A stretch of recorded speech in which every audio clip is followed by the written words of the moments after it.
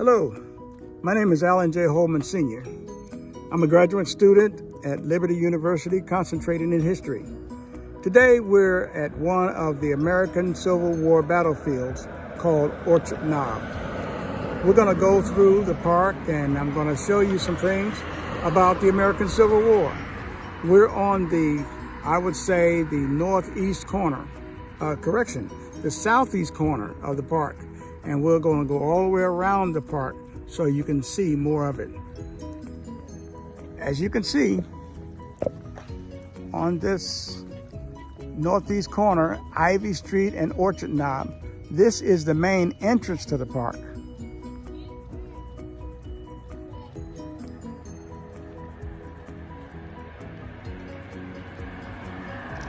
The main gate here for the vehicles are locked because they don't want vehicles going up there. We're going to walk through this walk gate. And you see there's a steep hill that goes all the way up to the park. You'll see some monuments. Like I said, this is the southeast corner of the park. And we're going to walk up the park. When we get to the top, I'll come back. Okay, now we're pretty much at the top of the hill. It's a lot of work for an old man to walk up the hill.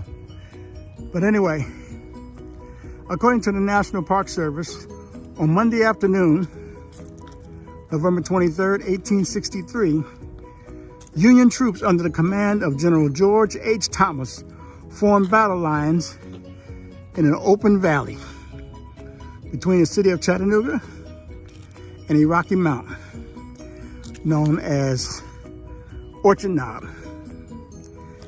Confederate soldiers positioned on the knob had previously constructed rifle pits along the crest and around the base in order to assist them in besieging the city. This is one of the monuments. And it says it's a New Jersey monument.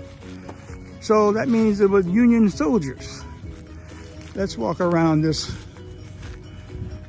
monument here and let you see what it says. It says the 33rd New Jersey Infantry, 1st Brigade, 2nd Division, 11th Corps. And we'll come on around here. Erected by the state of New Jersey in 1896.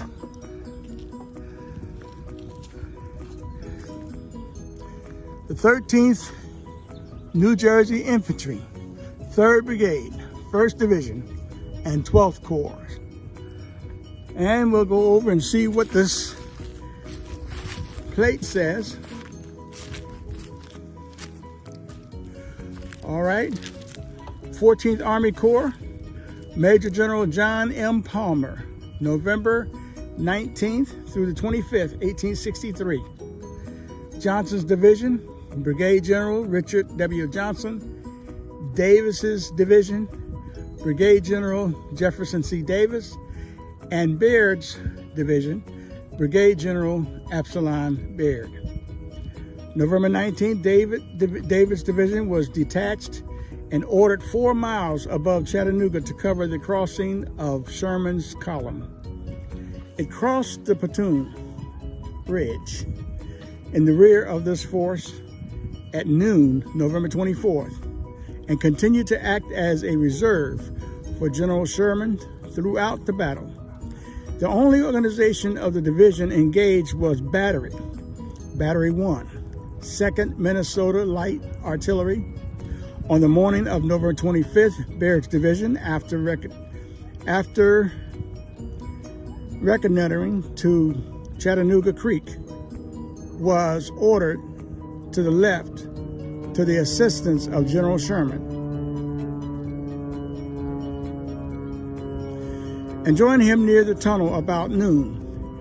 Being soon ordered to return to the center, it arrived in the vicinity of Orchard Knob, formed on the left of Wood's division of the 4th Corps, and became the left of the line assault on Missionary Ridge. Johnson's division was divided. Starkweather's brigade occupied the fortifications of Chattanooga. Stratton's brigade formed on the right of Sheridan's division of the 4th Corps. Carlin's brigade, which had reinforced Hooker at the Craven's house on Lookout Mountain on the evening of November 24th, joined Stratton's brigade on the 25th before the advance of Missionary Ridge began and took part with it in the general assault, being the right of the line. Well, let's move on around. And as we move around,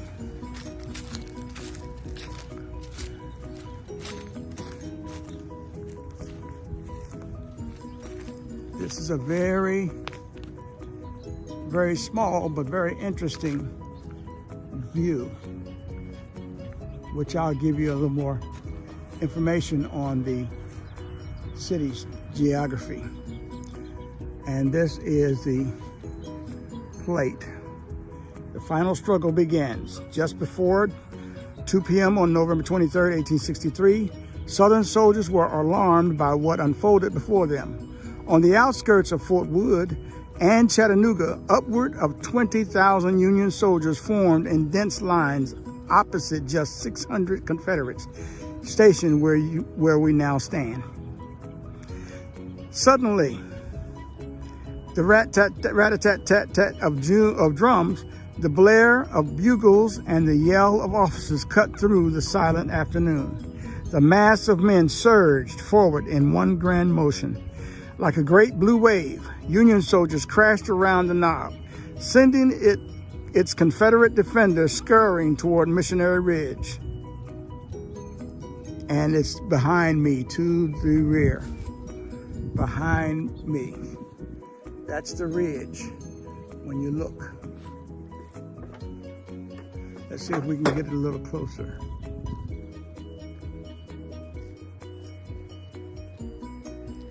That's the ridge. That's Missionary Ridge.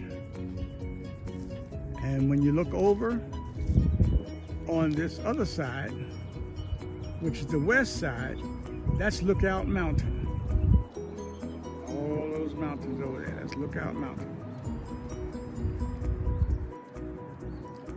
Let's move a little further, a little closer.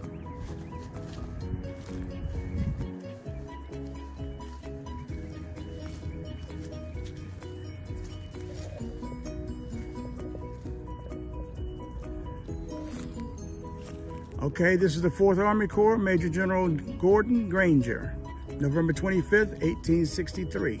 1st Division, Brigadier General Charles Cruft. 2nd Division, Major General Philip H. Sheridan. And 3rd Division, Brigadier General Thomas J. Wood. Let's move on a little further.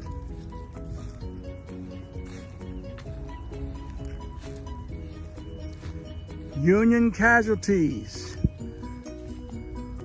Battle of Chattanooga, November 23rd to November 27th, 1863. The losses were given by divisions include Orchard Knob, Lookout Mountain, Missionary Ridge, and operations following as far as Ringgold Gap, Georgia. And these are a list of the casualties. Now those were Union casualties. These are Confederate casualties. The losses here given by divisions include Orchard Knob, Lookout Mountain, Missionary Ridge, and operations following as far as Ringgold Gap, Georgia. Longstreet's Corps, McLaws and Hood's divisions, was not engaged, having been dispatched to Knoxville, November 4th. Bushrod Johnson's division was on its way to Knoxville. Its rear brigade, Reynolds, was recalled in the time for the 3rd day's battle, but made no report of its casualties.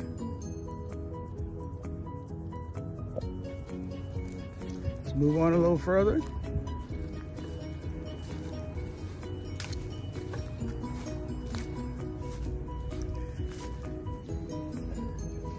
The Battle of Chattanooga, November 23rd to November 25th, 1863. General Grant had under his command for the Battle of Chattanooga the Army of the Cumberland, General George H. Thomas, the 11th and 12th Corps, Army of the Potomac, General Joseph Hooker, and 4 divisions of the Army of the Tennessee, General W.T. Sherman. And this is another part. And all of this will be shared with you in print. And then we come over to this monument.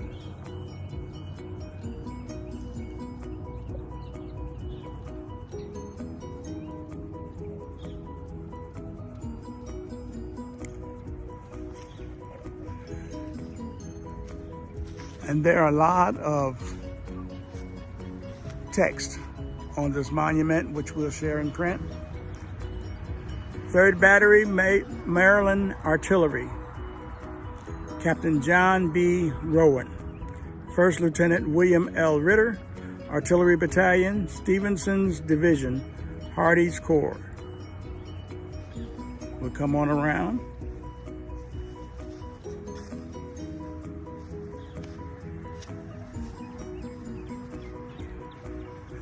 3rd Maryland Regiment, Veteran Volunteer Infantry, Colonel Joseph M. Sudsberg, 1st Brigade, 1st Division, 12th Corps, USA.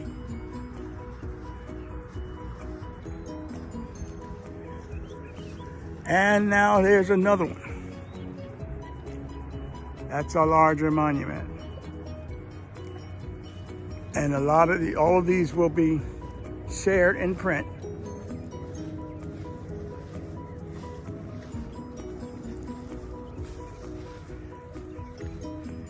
Now, in this particular view, if you look out there directly in front of me is the steeple of Orchard Knob Missionary Baptist Church. And if you look over to the red building there, that's the Erlanger Hospital. It's the teaching hospital, which is through the University of Tennessee, Chattanooga. This particular monument is to the New York troops of Howard's 11th Corps of Hooker's Command, 11th and 12th Corps, Army of the Potomac at Chattanooga and Missionary Ridge, November 23rd, 24th, and 25th, 1863. Steinwehr's 2nd Division. All of this will be in print. You can see it's a little cloudy up here today.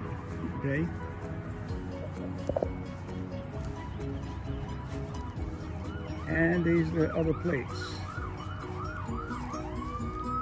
82nd Ohio Infantry, Tyndale's Brigade, Schwartz Division, 11th Corps, Lieutenant Colonel David Thomaston, November 25th, 1863.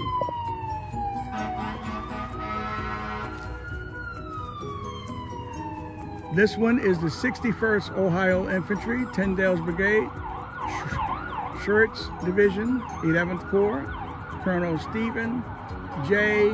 McGrady, November 25th, 1863.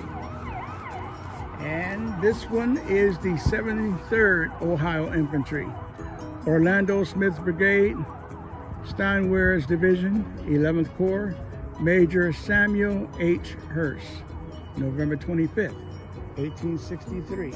And finally in this group, the 55th Ohio Infantry, Orlando Smith's Brigade, Steinwehr's Division, 11th Corps, Colonel Charles B. Gamby, November 25th, 1863. And as we move around, you see there's another trail there that